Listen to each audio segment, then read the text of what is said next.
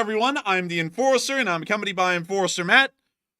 And good evening, folks. It's Enforcer Matt, and welcome back to day 987 of the news. And it's good to see you all once again. And after all the chaos happening around the world for the last couple of days, people have forgotten in Europe there's still a war on. And right now, Ukraine's launched a new wave of massive drone attacks on Russia's ports, which is very big news today. And we have news from all around the world. And it's good to see you all once again. And of course, we're going to be covering the past 72 hours of news from around the world, as we've been getting a large amount of news over the past 72-hour period that is starting to show us that things are still, once again, at a pretty high fever pitch. And of course, we are also seeing some very interesting things happening elsewhere around the world. But to give you all a little bit of an overview of what we have tonight, we have been able to hear that within the major port in Dagestan, the port of Kaspisk, we were able to hear that the Russian Navy has suffered a significant blow by Ukrainian FPV drones and kamikaze drones that were able to arrive in the area of the port today and destroy some major Russian frigates that have been conducting missile operations against the Ukrainian state for 3 years at this point. Those vessels are now sunk at their moorings,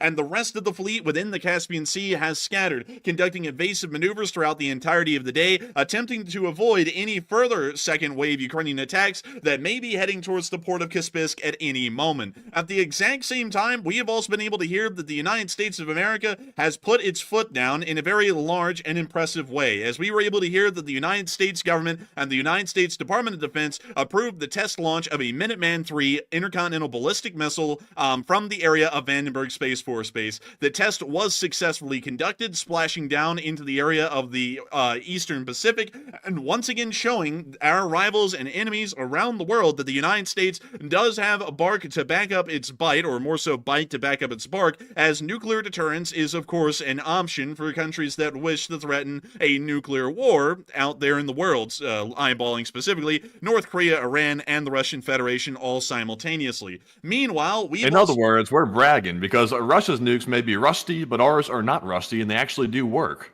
And I'll tell you something, it really is working for sure. And it is something that I have to say is very wonderful to see. And many of y'all will know that there have been some other big things that have happened here in the United States, but we'll make a quick address on that here in a moment, of course, remaining within the non-political framework of the channel. But moving on out of the United States for a brief moment and moving back over into the Middle East, we have been able to see that, surprisingly enough, believe it or not, the Iranians have done nothing, and we have not seen the Iranians conduct their major attack against the Israelis yet, although the Iranian government was swearing that they were going to conduct the attack against the state of Israel before the November 5th presidential election in the United States. It is now 24 hours after the presidential election has been conducted, and yet still, we have seen that there has been no attack by the Islamic Republic up to that point or after that point at this moment. While the Iranians are twiddling their thumbs and trying to figure out whether they should do it or shouldn't do it, the Israelis are still conducting major ground operations within the area of southern Lebanon, and not only that, are conducting major airstrikes within southern Beirut, once again targeting and destroying Islamic Revolutionary Guard Corps strongholds, as well as Hezbollah forces, which are holed up in the city at this moment. In the meantime, Hezbollah has tried and largely failed at conducting a large retaliatory attack against the state of Israel, firing off a large number of rockets today, and while some of those did make it through, we are seeing that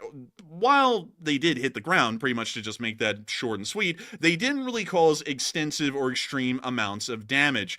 We were also able to see that meanwhile in Ukraine, things have been going fairly well today, with Ukrainian forces once again inflicting fairly high casualties on Russian forces on all defensive fronts. And not only that, in the Kursk Oblast, we have been able to see a couple of very interesting things, including that the Russian Federation is actually providing better provisions, supplies, and quarters to the North Koreans than their own soldiers, which has caused a massive disruption within the Russian army today, and it appears that it's already starting to grow a great deal of dissent in between the Russian Federation, and not only that, the greater Russian alliance with the North Koreans at large. But moving on from that, and before we get into the rest of the news tonight, we do have to make a quick comment about something that did happen yesterday, and it was the entire reason that we did not have a stream run. Also, one other thing is that many of y'all may be realizing, I believe that the stream is about an hour ahead of its normal schedule for many people around the world. That is because here in the United States, we have something called daylight savings time. And daylight savings time actually affects our scheduling on this channel because all of the clocks in the United States are pushed back by 1 hour, meaning that we're actually running the stream, I think, around 8 p.m. Let's see, that would be 8 p.m. Central Standard Time.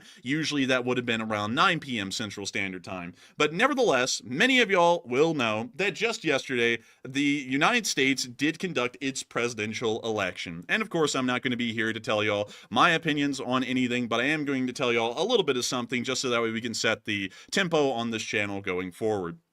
Hundreds of millions of people went out to vote yesterday. Around 120 million people went out in this country to go vote for who they would believe is fit to be the president of the United States for the next 4 years. Interestingly enough, due to many of y'all's requests, I was actually one of those people who went out and voted, like every citizen largely does in the United States that is concerned about the future of the nation. Many people, of course, for hundreds of years at this point within this nation, every 4 years go forth to select their president for the next 4 years in the United States. And the will of the people is always the determinant on who will become the next president. We have heard that within the past 24 hours, the results have been published, and there will be a new president of the United States.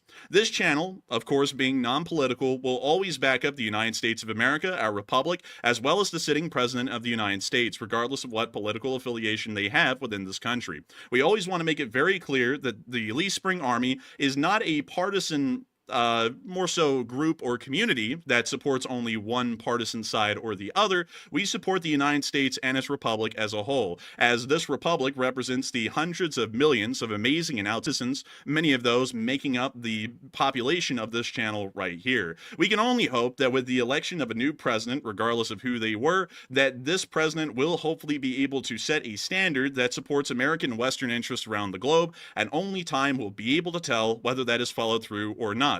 And whether that is or isn't, that's largely up to y'all's opinions, and not one for us to be able to make a statement on here on this channel, as we only support Western and American interests at large and do not make internalized comments on domestic political situations here inside the United States of America. I do thank all of y'all. Enforcer, we can say this, though, that after seeing all the dictators around the world and all these really bad forms of government, like communism and things like that, popping up around the world, including Vladimir Putin's dictatorship, it is very glad and very good to see that there is still democracy in the world, and the United States is still doing democratic elections. Like, I think we take that for granted. Like, and I understand both sides of the argument here with the whole election thing, but there still is a war going on around the world. For example, in Ukraine, the Middle East is still popping off, and also the Taiwan situation is popping off. And in the midst of all that chaos, the United States can still hold elections, and they're actually letting the people have a voice, unlike several countries around the world. We take that for granted. I'm glad to see that we had another successful election, regardless of what the result was, and we can always root for America. And I also want to make this very clear really quickly for many people. Regardless of the outcome of the election, we are always going to support the sitting president, whoever that may be. While we may see that sometimes their foreign policy decisions may not be to the best interest of the United States of America, and sometimes we may actually make that very clear, like we have and we will continue to if we see that sometimes there are some things happening abroad that the United States should be more assertive on, or maybe even draw back on a little bit. We do want to make it very clear that this channel will not be differentiating our support of our current president versus the next incoming president. The president of the United States is the president for the next 4 years, and the only thing that we can hope, all as citizens of this nation, is that hopefully the presidents that are in charge at the time will be able to make proper decisions that support American and Western interests globally. I'm not one to be able to say whether I agree or disagree with the positions of either side. That was largely for y'all to decide and for the people to decide yesterday. And those people have decided by the large majority that there will be a new president to this country and of what affiliation that president will be. I'm not one to say whether that was a good decision or not. However, I will say that I do hope that there is a decent chance that the Western and American interests of supporting Ukraine, Israel, and Taiwan will continue to be represented appropriately, and that we will see that this grand republic continues to stand by our allies globally and continues to ensure that our rivals, such as the Russian Federation, the People's Republic of China, the Islamic Republic of Iran, and the Democratic People's Republic of Korea, are continuing to be held at bay. So with that, I hope. Also, Enforcer, one other thing as well. I've seen a ton of people today very concerned that maybe Ukraine is going to be abandoned. I will say this. It's just a unbiased prediction here. I think Ukraine is going to be perfectly fine. I think all of our allies around the world will also be perfectly fine. I know some people are going to disagree with that, but have faith and have hope. I think we will still be there for our allies in the future, regardless of what's being said out there, and I think things will be fine. So don't give up on Ukraine just yet. They're still fighting a war over there, and even though some people don't like the outcome, Ukraine still needs our help. These civilians over there and the citizens are still suffering, and that's what this channel is all about. That's why we run fundraisers every single Sunday to help those out in Ukraine. So have hope and don't get all upset and depressed about everything, because I understand both sides of the argument. Things will be okay. And I hope that that addresses that the best we possibly can. But with that, we are now going to be moving on into the rest of the news that we have tonight. Because hopefully, and I will tell y'all something here in a little bit, it looks like there may possibly be maybe a status quo, or maybe even a slight little bit of a light at the end of the tunnel as far as several situations that concern the United States and Western interests around the world may be concerned. But we will be moving on into the major news that we have tonight within the area of the Caspian Sea. Many of y'all probably did watch the short war summary that came out a little bit earlier today, as around 240,000 people have watched that stream at this point. Well, actually, that video at this point. And a lot of people noted that I was actually wondering why the Ukrainians struck the Russian fleet at Kaspisk, considering that it was all the way inside of the Caspian Sea, and we really didn't know why the Ukrainians would target and destroy these vessels. And we actually did find the reason why. And so moving us on into the news that we have today, we are able to see that the port was slammed horrendously by Ukrainian drones. From what we have been able to understand, the Ukrainian drones flew across the entirety of the Russian Don, literally across Russia from end to end within this region, all the way across the Sea of Azov, across the Don, without being detected by air defense, and into the area of the coast of Dagestan along the Caspian Sea. This is actually something that is absolutely incredible to see. It is showing that Russian air defense completely dropped the ball, as no air defense systems detected these massive drones pretty much along the entire length of their journey. But moving on into the last part of their journey, we can see the last leg right here. And look at that thing. Boy, that's kind of big. Oh my God. Oh my God, man. What kind of drone was it? That was massive. This thing was huge. I don't even know what it was, to be entirely honest. It's something that has actually been a bit of a question today, Matthew. No one actually knows what the drone was, but we did get a couple of additional clips down here, like this one. Like, let me put this into perspective for y'all. This thing is bigger than a Cessna 172. It's something around that size. And we have seen that the Ukrainians have modified A-22 light sport aircraft before for the drone role. But from what we understand, this is a different airframe or a different body than the A-22s that have been modified before. So this is an entirely new class of drone that we know nothing about at this point, that has been able to make it all the way from inside of Ukraine, across the Russian Don, and into Dagestan to the port of Kaspisk, and hit it today. It's successfully conducted this operation. We don't know what this thing is, but apparently it's capable of evading Russian air defense if there's any at all. And not only that, it carries an incredibly high payload of ordnance, possibly around a 500-pound or a 250-pound bomb. But we can see it flying on over the road here towards the port.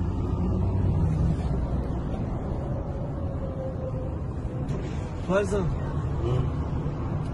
And I guess there's no air defense or anything like that, because that's a very large, quote-unquote, drone to be flying right through their territory. Like, that thing is huge, man. There has to be, like, no air defense at all. Look at how big the thing was, dude. You can see it's, like, bigger than a 172 from Cessna. This thing's massive. Hey, you think you wouldn't miss that one, but somehow they missed that one even. Oh, and the clips I'm about to show, Matthew, are gold.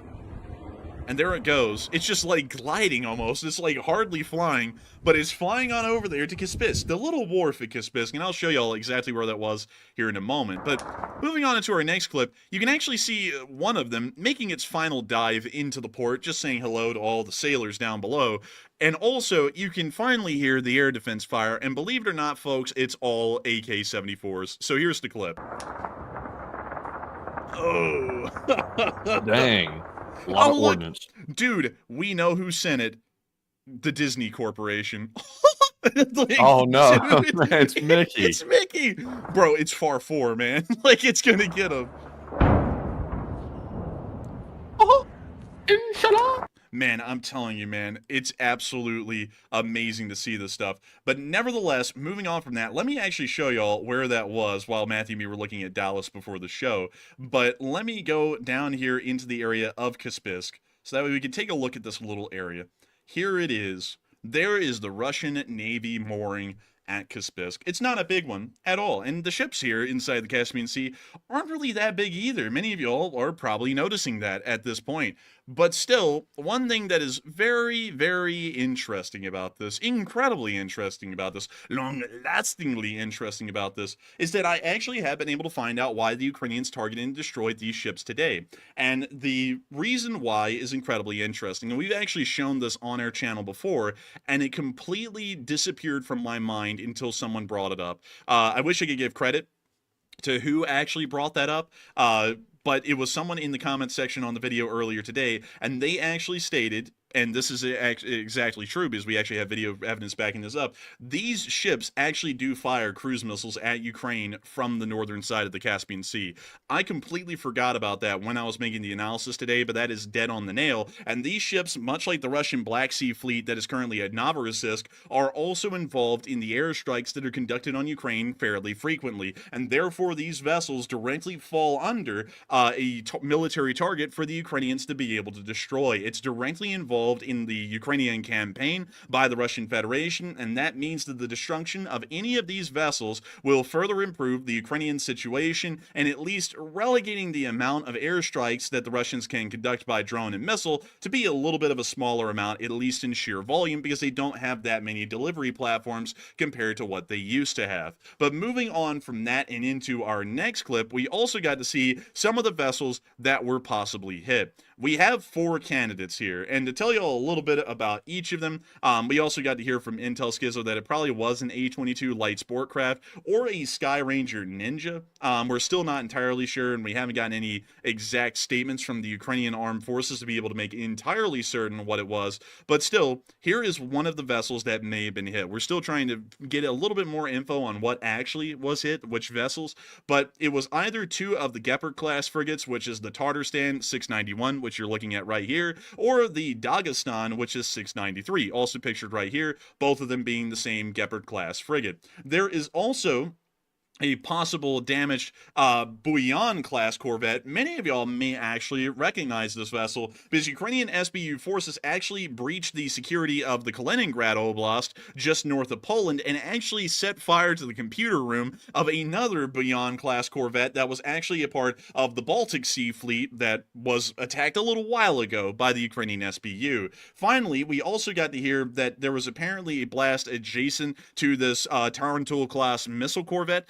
This one is also involved in some missile strikes against the Ukrainian armed forces, but we have not been able to confirm any damage against this vessel at this moment. We understand largely that it was either the Buyan or the 2 Gepard-class frigates that were targeted directly by the drones and destroyed. We understand that the drones did have a payload large enough to cause very significant damage, maybe even rupture the hull and render these vessels completely unusable, and we were able to see the attack from another angle and also hear the crisp sounds of AK fire going everywhere but at the drone. So here's the clip. Oh, блин. Damn.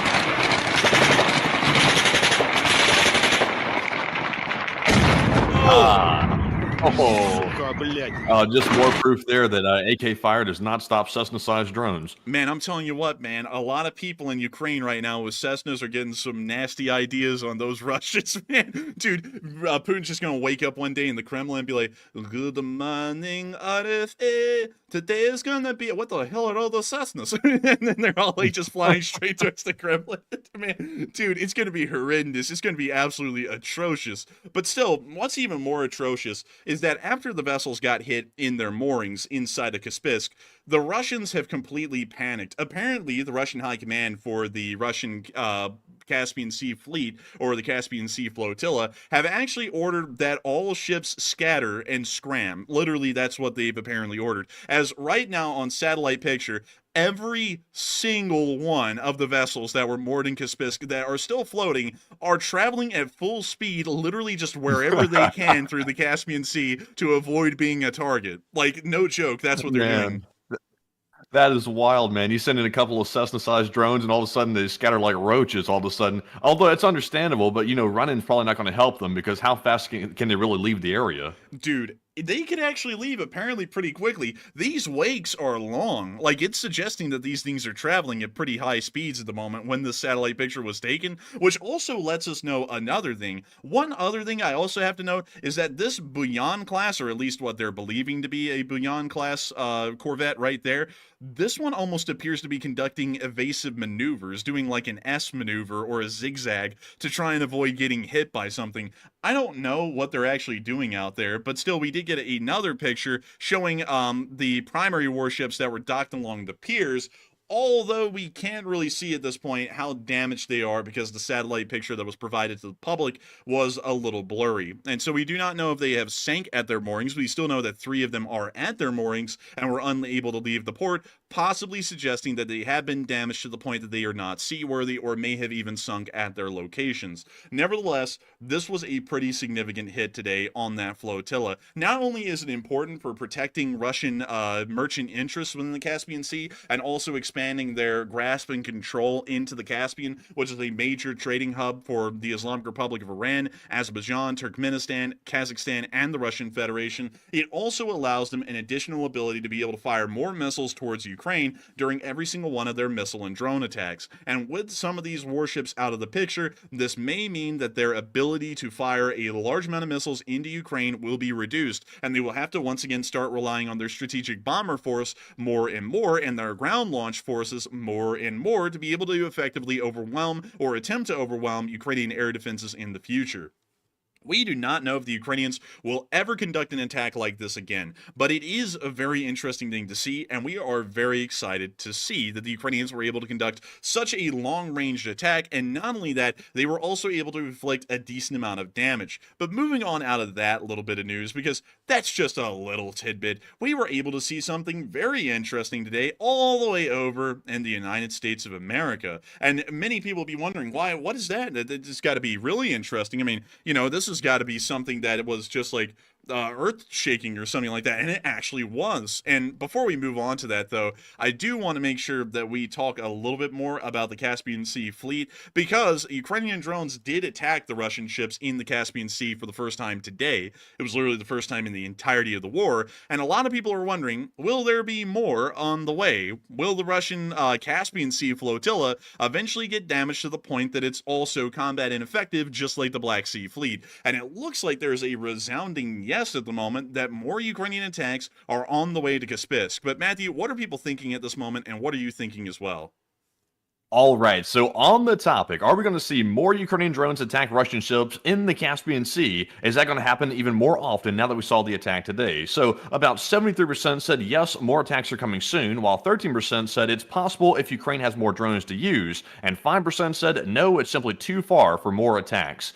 And I would say this, certainly these larger drones are not as inexpensive as the smaller drones that they've been using for quite some time. These look like they probably cost quite a bit more, but that does not mean we're not going to see more of these attacks. I think these will be happening in more frequency, because once Ukraine realizes they're getting a really good return on their investment, they're sending in a couple of these large-sized drones and taking out massive Russian ships. That seems like a good investment to me, and I think Ukraine is going to continue to do that into the future. So we might not see them in such frequency, like every other day, but they will be more often, as in maybe twice a month or maybe 4 times a month if I had to take a stab at it. So I'm with a 73%. But Enforcer, what say you? I would have to say that in my opinion, I think they're certainly going to start attacking this flotilla a lot more. I don't believe the Caspian Sea fleet is called a fleet. I think it's actually called a flotilla because it doesn't have any capital ships per se. They're all Corvette class or smaller. So I think it's called a flotilla, but I'll go and try and check that after the stream just to make doubly certain. But nevertheless,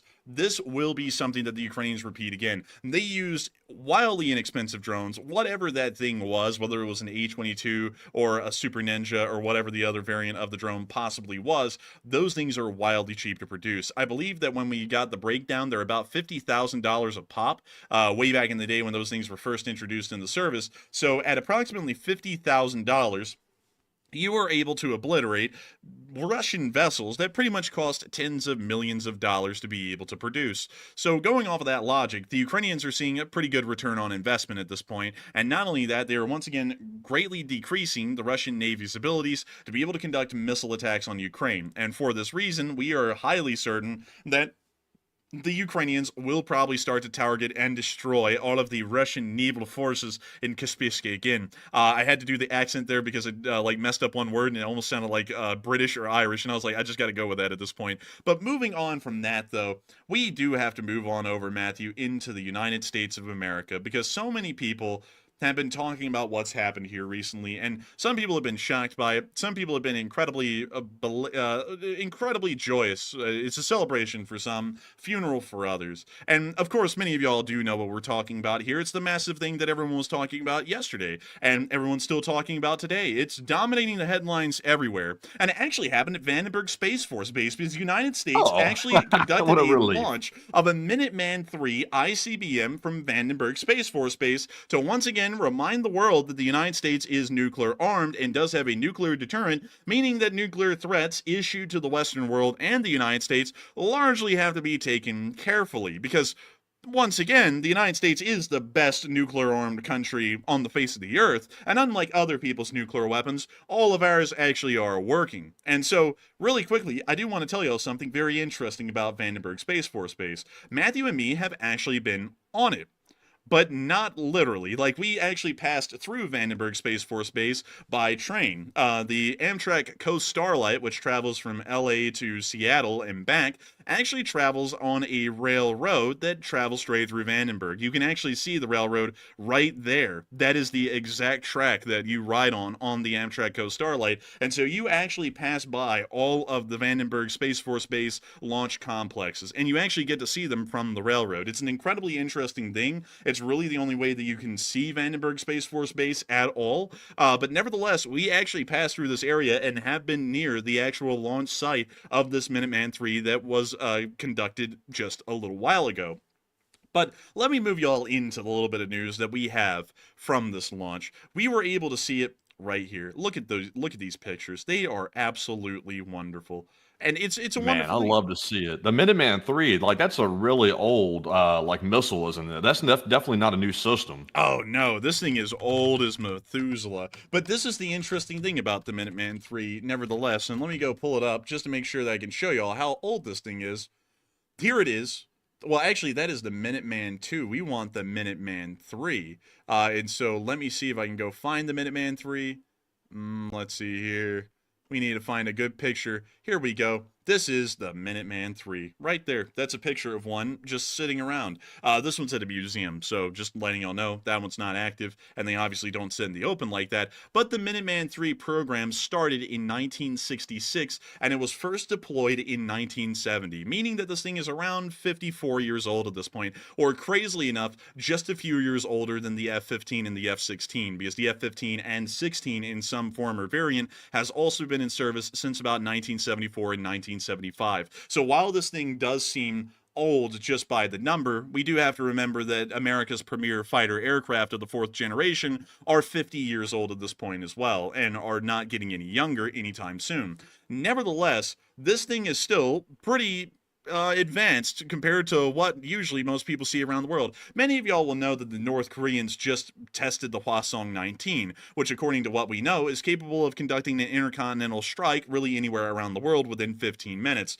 The Minuteman III, put into service in 1970, was able to do that 50 years ago. Just to give y'all an idea of how far behind the North Koreans really are on nuclear technology and how much they had to go to try and just catch up at all. But nevertheless, these things are pretty potent, the best way to put it, because they also are MIRV capable and do have MIRV warheads installed. This means that, well, the name of a MIRV means multiple independent reentry vehicle, meaning that this one missile carries multiple nuclear warheads, meaning that one Minuteman Minuteman III can hit and destroy multiple different targets with its nuclear warheads. This is a fairly significant advantage that a ICBM with a MIRV warhead or a MIRV delivery system is able to have, is that it's far more destructive than your normal form of intercontinental ballistic missile with a unitary warhead. Nevertheless, the United States did conduct the test today, and we were able to hear, and this is the important thing right here, because a lot of people want to say, oh, this is just a normal test, or this is just an ancient missile that was never meant to threaten anyone. This was the direct statement by the press service of the Vandenberg Space Force Base. The purpose of the launch is to demonstrate the effectiveness of the U.S. nuclear deterrent in countering threats of the 21st century. This is literally a nuclear threat that they issued, and that statement, as politically worded as it was once again putting out the message to countries that are paying attention around the world. The United States is nuclear armed and capable, and while a lot of people right now, the North Koreans, the Russians, and the Iranians, love to throw around this idea of just nuking people at random whenever they piss them off, the United States is kindly reminding people that we have had in our arsenal for about 50 years at this point missiles that not only will be able to reach them, but will be able to destroy a large multitude of their cities with a single missile. So to tread quite lightly, because the United States of America isn't exactly a long-lasting republic for no reason. It largely is a long-lasting republic because we generally stand for our defense at any point that it is directly threatened. And so it looks as It's honestly good to see us actually for once issuing the nuclear threat instead of being on the receiving end of it. But real quick, Enforcer, I saw a good question from the live chat here from David Tablet. And I don't want to rabbit hole too deep on the Minuteman III, but he had a really good question. He said, what is the missile they're working on to replace the Minuteman III? Because I do know they are working on a replacement. I don't think it's called the Minuteman IV. I think it's something else, but do we know what that is? Let's see here. Let me see, because I'm not, let's see here. Other roles, let's see, operators. And also Barry Baddernath, he said, where did it land? It landed out in the Pacific. Let's see. So in 2016, the request was made by the U.S. Air Force Nuclear Weapons Center to develop and maintain a ground-based strategic deterrent, next-generation nuclear-armed ICBM. So it looks as though we do not know what the replacement will be yet. It looks like it's still in development at the moment from what I'm seeing last, but it will be eventually replaced by something. We're just not sure what exactly that something will be and what it's capable of. To be entirely honest, it's probably going to be something very analogous to the Minuteman III, because the Minuteman III has been in service for 50 years because it's practically the peak. It's perfection. There's really, well, I say perfection almost as an exaggeration, but it pretty much does everything that the United States needs it to do.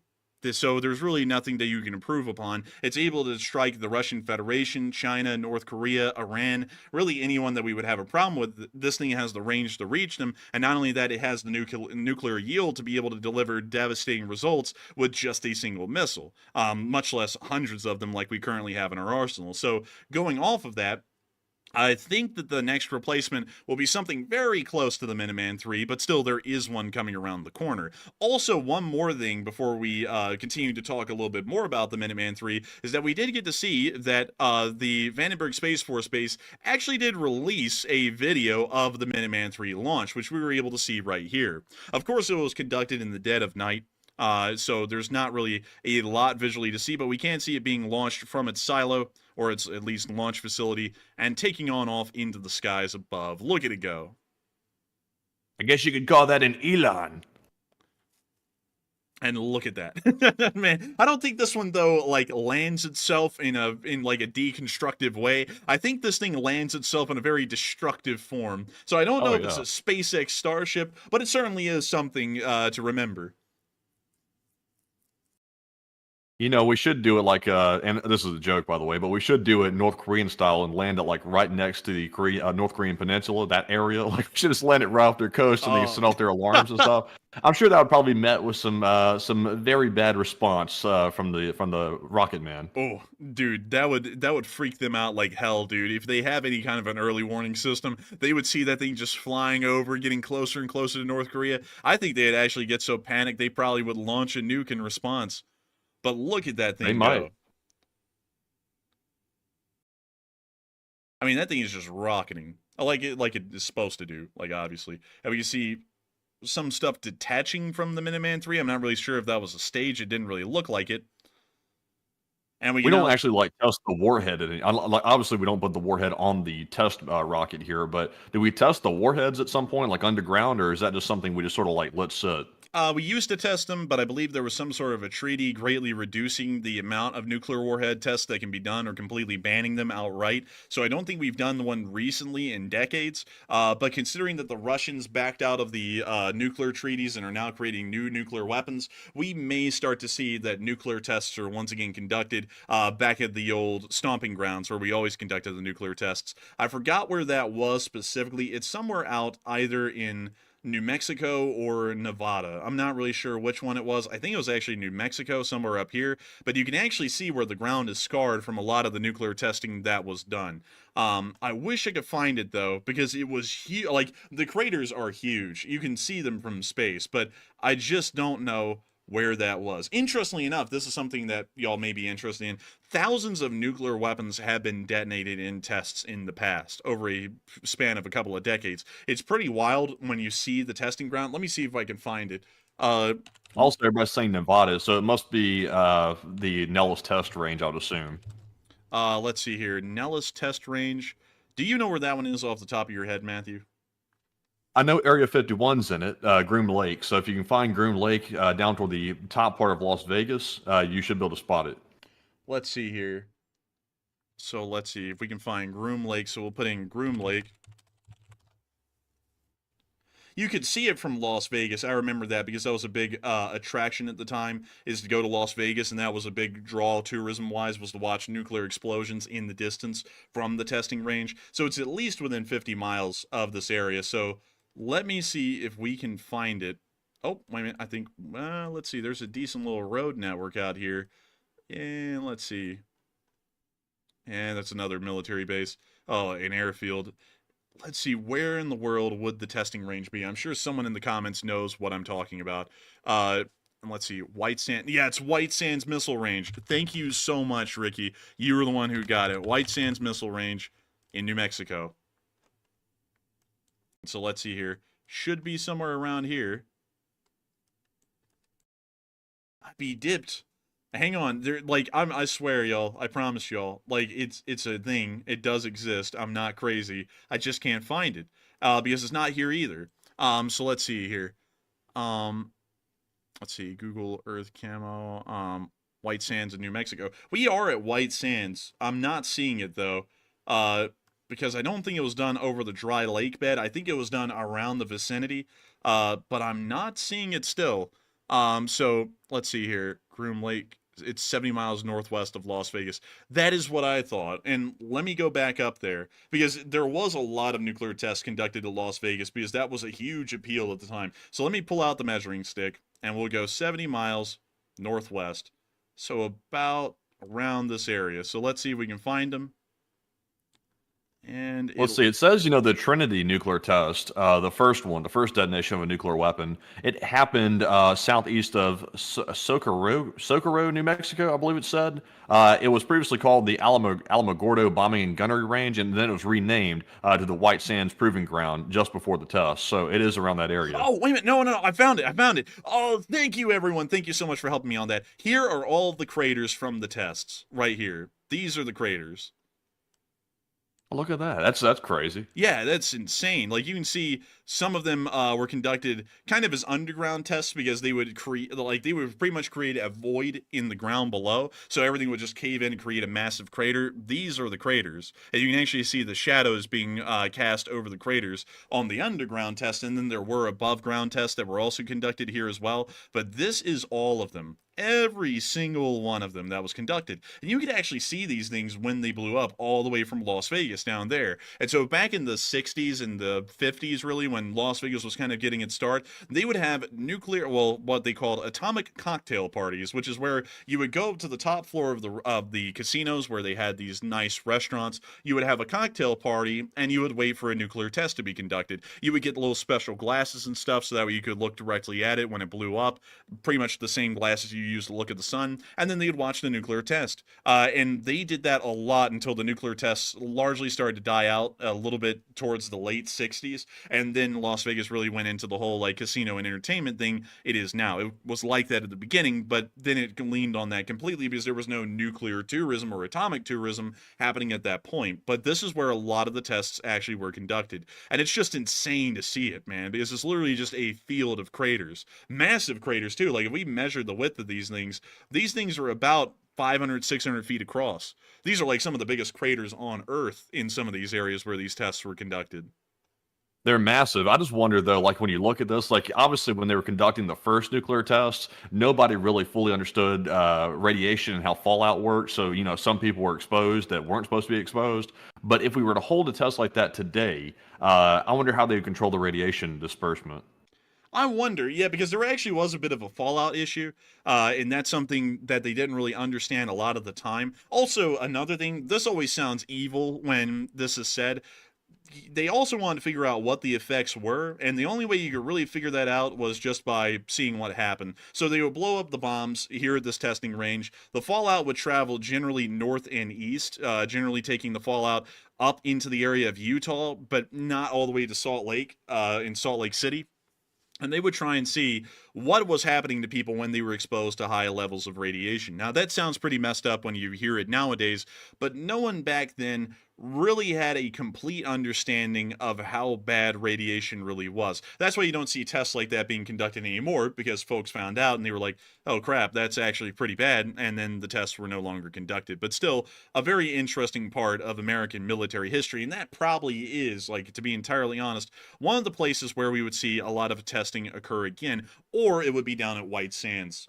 Those are generally the two places where nuclear weaponry or atomic weaponry were tested in American history. And so with that, I hope we went over that fairly well about nuclear deterrence and what we may be seeing in the future, because we are starting to enter a little bit of a smaller scale nuclear arms race, a lot like we saw back in the Cold War. The Russians have violated the treaties and are racing to try and build new and advanced nuclear weapons to threaten the United States, along with the Sarmat, which is the first ICBM capable of traveling over the South Pole, which is a very big concern. The Sarmat has never been successfully tested yet. Many of you all know that. We've covered that here on this channel. It's not a fieldable or serviceable weapon yet, and it probably won't be for a good while longer. But when it does become serviceable, it does something that no other missile does, and we're not really prepared to deal with at the moment here in America.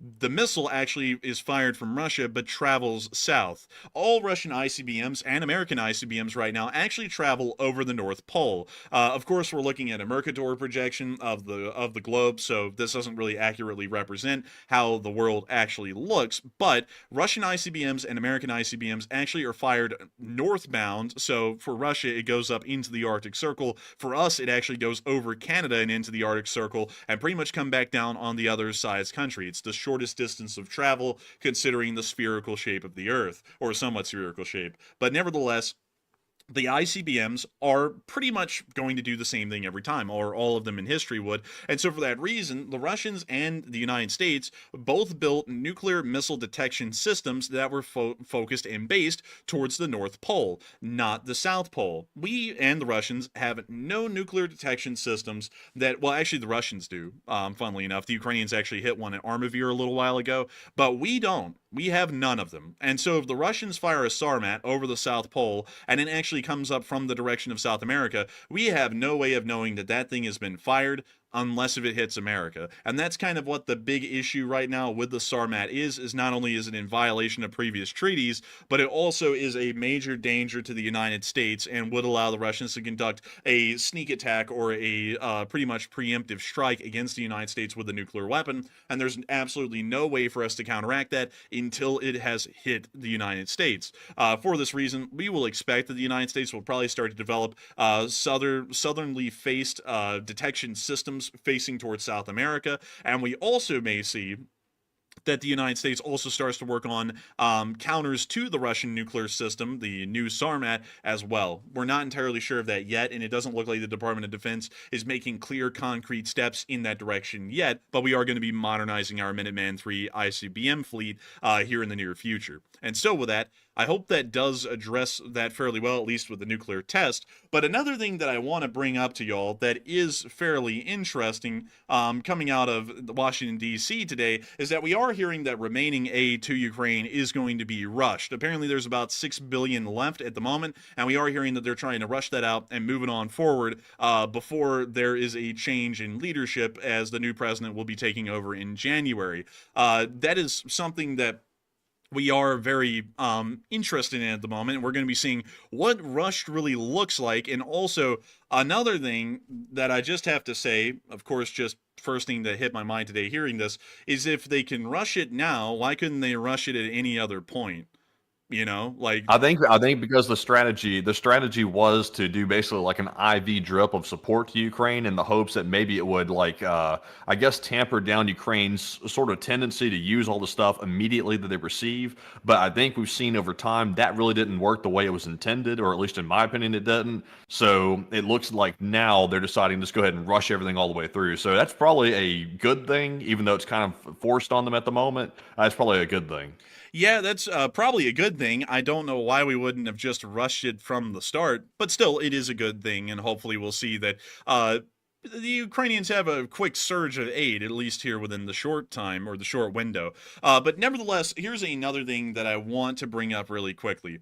Now, many of y'all will know, and we would be completely amiss to say this, there is going to be a change of leadership in the United States government. There's apparently going to be what we can call an entirely new government being constituted. That's really the way that we can look at it at this point without getting into too much detail on that. You know, if you know what that means, if you're from Britain, you will know what that means. But nevertheless, there has been something that has floated around today that I thought I would bring up to y'all, because some people seem a little bit down on the weather at the moment about support to Ukraine. And we've always held on this channel that regardless of who's going to be in charge, Western and American interests such as supporting Ukraine, supporting the Israelis, and supporting Taiwan will largely be assured.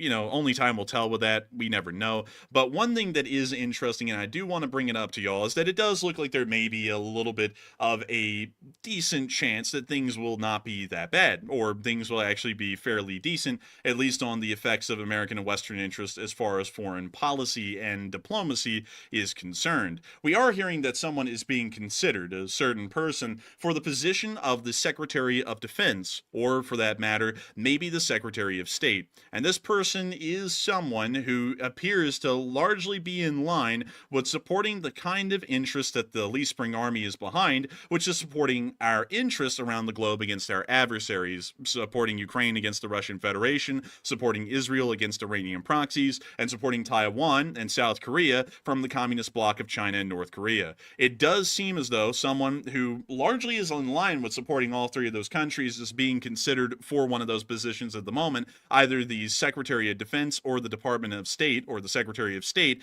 and that a person appears to be Mike Pompeo. We're very interested in this one at the moment. Of course, I'm not going to say that we're a big fan or not a big fan of this guy, but one thing I will say is that we have seen that publicly he has been open. I'll tell y'all what he's been in support of, just to let y'all know what that positioning may look like in the future. He is openly in support of Taiwanese sovereignty and independence from the People's Republic of China, which is actually a very aggressive stance. I don't really know how that one will work out, because right now we have the Chinese stuck pretty much in a paradox at this point. They can't invade Taiwan, but they can't integrate them either. Making the Taiwanese declare independence could largely start to begin a war in this area. So we don't know how that would go. We have a feeling, we know though that that would be a strong leaning on Taiwanese sovereignty and independence. We don't know if they would go all the way, which actually could spur a war in the area, but still it is a fairly interesting move. Another thing that Mike Pompeo is in support of is the Israelis fighting Iranian proxy forces inside of the Gaza Strip, of course Hamas, as well as Hezbollah within Lebanon, and also directing United States actions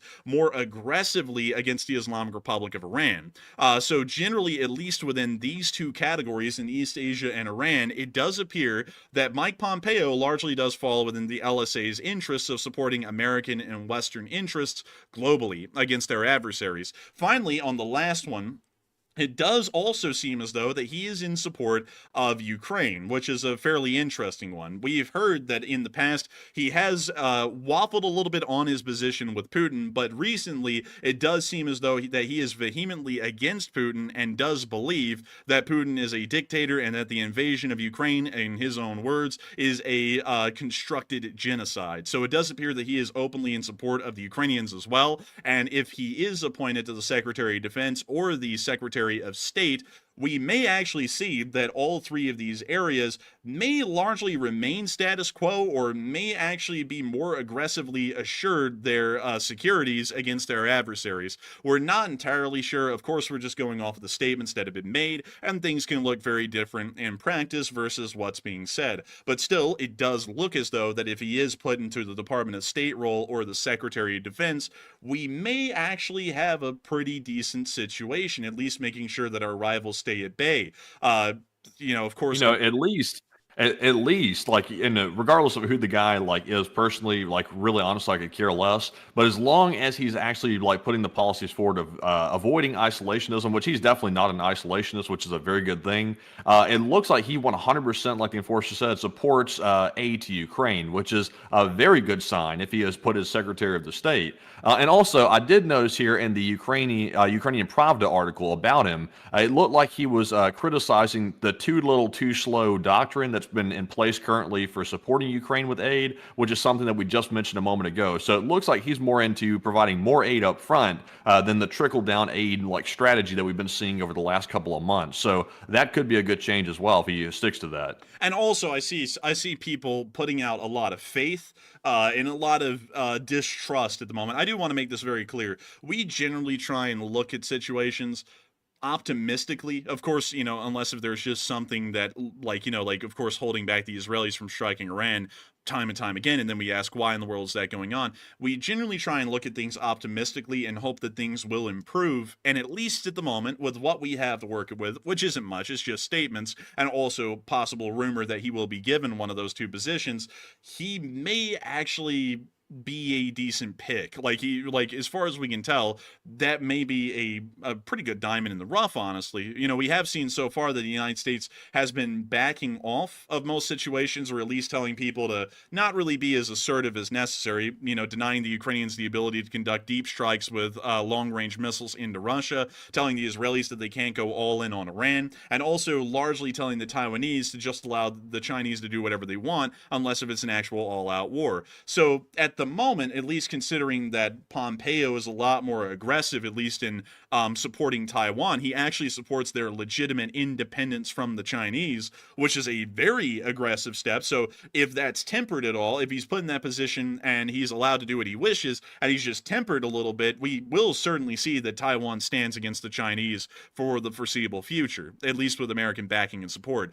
In the Middle East, we'll probably also see the same thing as well. In the Middle East will probably be, if he's allowed to do what he says he wants to do, he will probably prosecute interest of America in this region, fighting the proxy forces and the Iranians, or at least allowing the Israelis the free reign to do what they wish to be able to combat those proxies and the Iranians. And then in Ukraine, he's largely keeping the status quo, but it does sound a little bit like he will be providing more support quicker to Ukraine, and that seems to be a pretty decent thing. So I would have to generally say, of course, we don't make a lot of comments on this channel, but if he does everything that he says he would do, we generally might be actually in a pretty good position in that regard. And that's really all the LSA talks about, is the position of these areas around the world. So, just got to put it out there.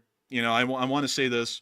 We don't know what he's going to do yet. We don't even know if he's getting a position yet. But we have heard that he's being considered for one of the two.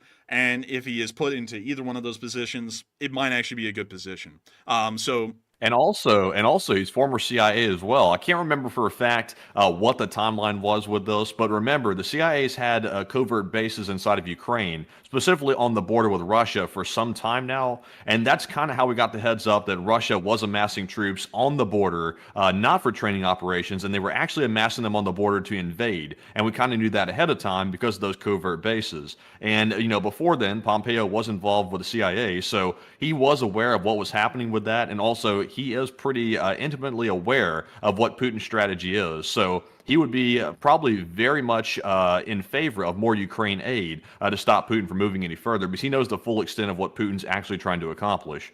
And also, I see some people saying, I'll believe it when I see it. Some people are saying he's not going to get a position. We are hearing, from what we're hearing at the moment, it's strong indications he probably will get a position. And so he may actually get it. And of course, I get a lot of people's apprehensions, and a lot of people are fully behind, like they're foolhardy. I'm seeing this right now, behind Pompeo, and a lot of people are reluctant. Of course, only time will tell, but I am wanting to give you all some hope, because I've seen, because we don't get into politics, but I've seen that a lot of people have been elated at the results. Some people are acting like it's a funeral. I want to make sure that everyone knows, or at least has the hope, trying to be an optimist here on this channel, that things will be good. Regardless of how the election would have gone, we would have found a light at the end of the tunnel either way, and have been telling y'all things will be fine. Things will hopefully improve, because that's all we have. Like, I once again want to remind all of y'all, the election results are the election results. Regardless of who is going to win this election, they're going to be the president for the next 4 years. And I am on the ship that they're running, like, regardless of who that would be. So in my positioning, I just hope that whoever that is, they're going to do what's in America, in America's and the greater West's interests at large, and try and be optimistic about it until I start to see otherwise. That's generally how I run it. With how we were going to make this statement, we had pretty much game planned that out as best as we possibly could before we came on air tonight, because we want to make sure that we let you all know that there is a lot to always be hopeful for, regardless of who was going to win. And so hopefully we'll be able to And also, Enforcer, I saw someone mention, they said, is Bolton going to be returning? No, he is definitely not going to be returning. So whatever the case is, he is definitely not coming back. So whatever his policies were, or his advice, it's not going to be in the picture. Yeah, and so hopefully we will see that things work out well. We can only hope, we can only dream, and I have a feeling that, at least for now, with this suggestion, or at least this very strong rumor that he may actually be in that position, things may actually improve, at least in this instance. Of course, I'm not going to talk about domestic situations pertaining to anything else inside of America. That's not for us to make a comment on. But at least on that one, I think that may be a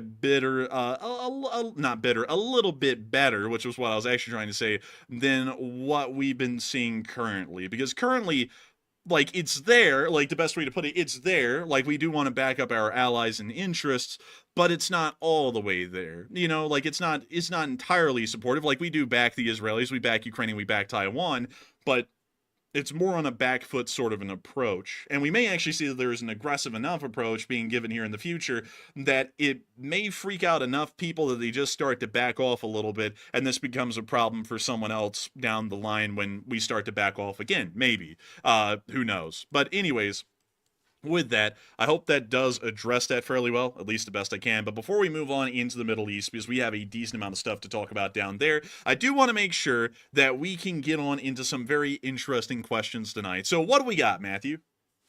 All right, and real quick, we do have a poll running right here. A pretty simple question. Should the U.S. restart the nuclear test, meaning specifically the warhead testing? Obviously, we did just see the footage. We are testing the rockets literally yesterday, so we know those work. But the nuclear tests for the warheads haven't happened in quite some time, and should we restart that once again? So 44% said yes, we should do it. 26% said, only 100% if it's only 100% necessary. And 23% said, no, do not test more nukes.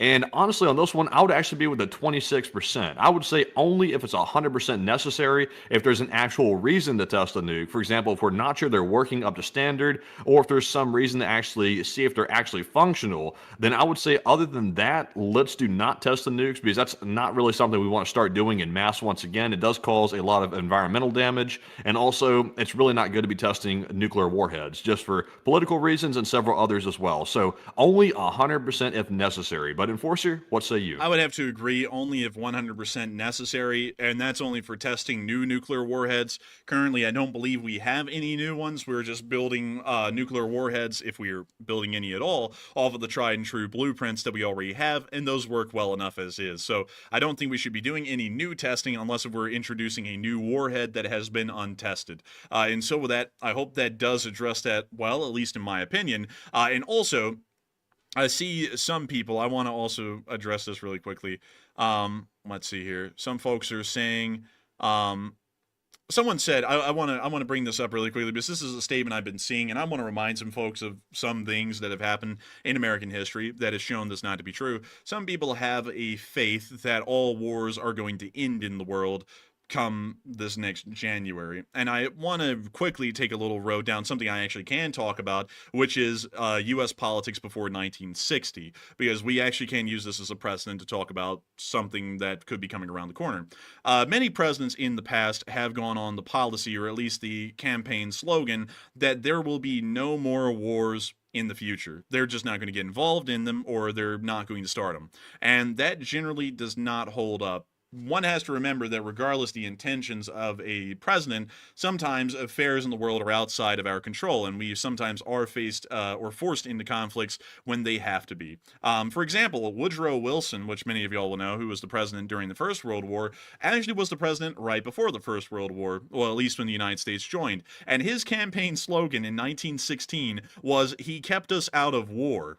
He got elected, and then 1 year later, we declared war on Imperial Germany and Austria-Hungary and entered World War I. Because we had to. Like, our hands were tied. The Germans just killed hundreds of American citizens on the Lusitania and were conducting unrestricted submarine warfare, destroying American merchant vessels in the areas around Europe, and not only that, throughout the entirety of the Atlantic.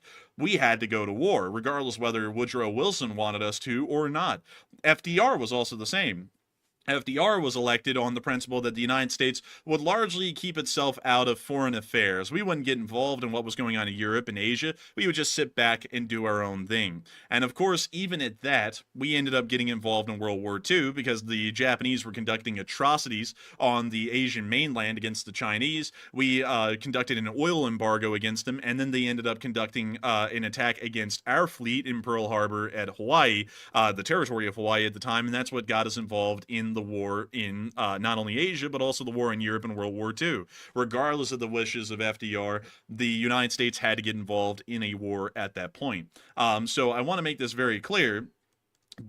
I would not be under the assumption that all wars will end just because that's what someone wants. There are a lot of variables and factors outside of the United States that are largely out of the president's control, and you largely have to react to. Like the war in Ukraine, for example. A lot of people don't know this, but the war in Ukraine would have happened no matter who was in charge. I want to make that very clear, making this as non-political as possible.